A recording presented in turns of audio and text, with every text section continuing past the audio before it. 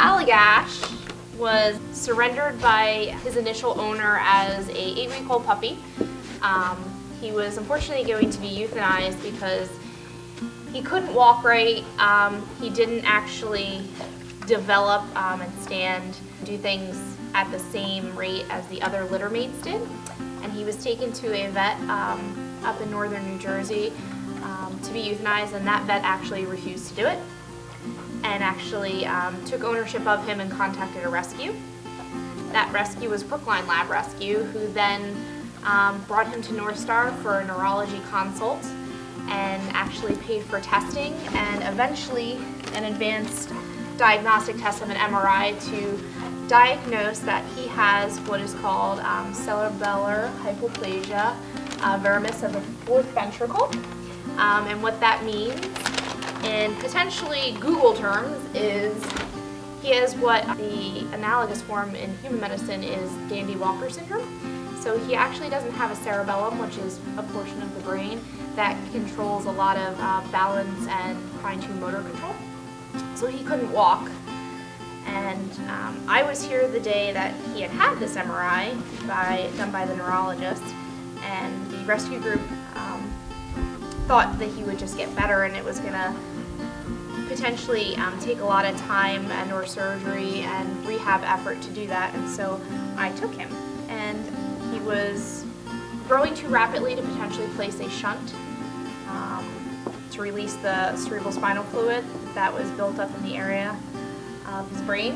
And so we decided with the rehab department here at NorthStar to do an intensive rehabilitation program with Dr. Rosalie Lo-Scrudato and Dr. Pam Levin and Sheila Mills, who's the rehab technician specialist. And we did 3-time weekly Woodard treadmill appointments, different balance exercises, as well as what I would do at home daily. And it got to the point that he was able to walk pretty well unassisted and stand and eat unassisted and go to the bathroom unassisted. And he now is actually graduated to going up steps, unfortunately, which I don't want him to do, but he's very active and mobile, so he's retained a pretty normal life as a dog that didn't have that great of an outlook.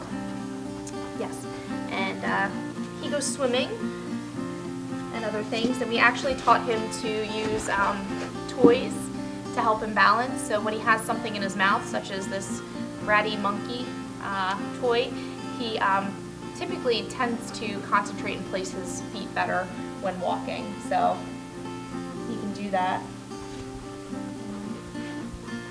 So I know he'll never probably be quite as coordinated as most pets of ours, but he doesn't really need to be. And we put harnesses on him, and we'll use shorter leads to actually help him if we're walking, in case he does overbalance and fall.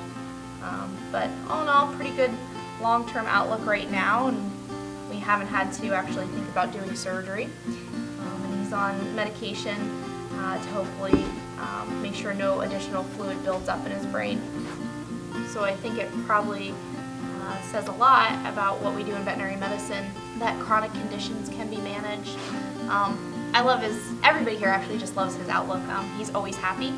He never is sad. He can't help but smile. Nothing bothers him. Not getting yelled at when he eats something he's not supposed to.